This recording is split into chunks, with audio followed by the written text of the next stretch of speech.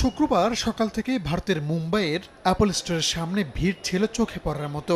হাজারো মানুষ অধীর আগ্রহ নিয়ে অপেক্ষা করছিলেন স্টোরটি খোলার। এদের অনেকেই বৃহস্পতিবার রাত থেকেই লাইনে দাঁড়িয়েছিলেন। অল্প সময় পর আসে সেই মাহেন্দ্রক্ষণ। প্রতিষ্ঠানটির কর্মীরা স্টোরে স্বাগত জানান ক্রেতাদের। ভিতরে ঢুকেই বহুল কাঙ্ক্ষিত আইফোন 16 সিরিজের ফোন হাতে নিয়ে নেড়েচেড়ে দেখেন অনেকে। চোখে মুখে তৃপ্তিও ছিল দেখার মতো। নিজের পাশাপাশি পরিবারের সদস্যদের জন্যও পছন্দের ফোন কিনেছেন কেউ কেউ। मैं 21 आवर्स से लाइन में खड़ा हूँ। मैं कल 11 o'clock को स्टोर ओपन हुआ था, तब से आया हुआ हूँ, इधर ही हूँ। और उसके बाद अभी मैं फर्स्ट एंटर होऊंगा स्टोर में। मैंने 5 मोबाइल लिया है, कुछ बीवी के लिए है और बच्चों के लिए। ভারতীয় গণমাধ্যমগুলো বলছে মুম্বাইয়ের পাশাপাশি দিল্লির অ্যাপল স্টোরেও একই রকম ভিড় ছিল।